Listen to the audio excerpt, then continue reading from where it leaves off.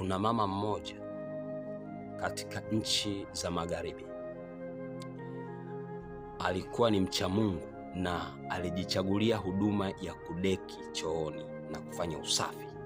Alikuwa na mtoto mdogo wa kiume na alikuwa akimbeba mgongoni akiwa anafanya majukumu yake ya usafi.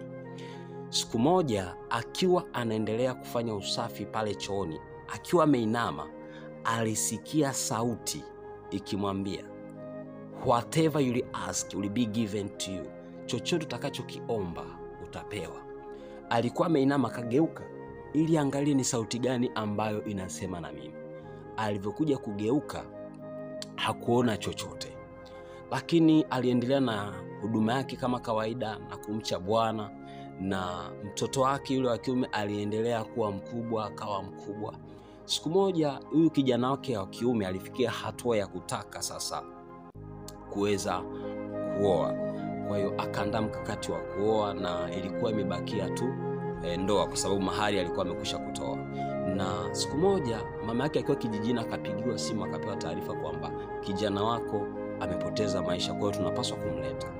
Yule mama akasema, ninaomba huyu kijana wangu mniletee nyumbani. Akamwambia, mama huyu amekwisha kufa, kwa hiyo hatua zilizopo hapa ni za mazishi. Akamwambia, naomba do me a favor. Akamwambia, namhitaji, naomba umlete hapa nyumbani kwangu. Akawa amemleta pale nyumbani kwake.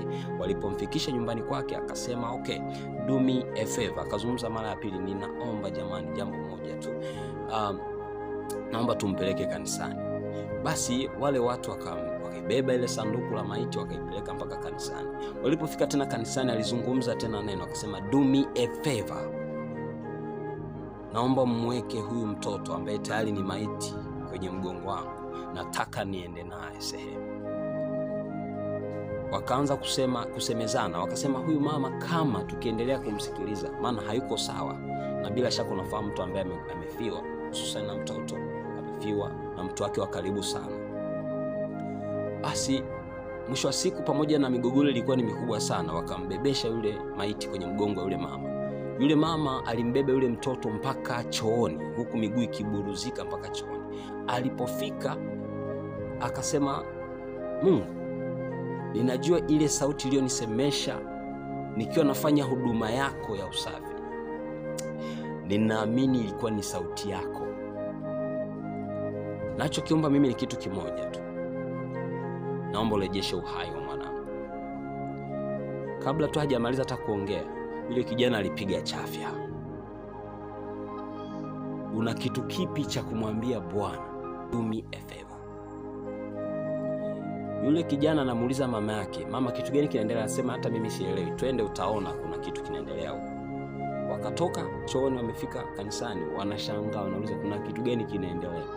Kwa hata Mungu ana mpango na wewe. Fanya kitu ambacho utamkumbusha Bwana, do me a favor in my life. Mungu akubariki sana. Be blessed for this testimony in Jesus' name.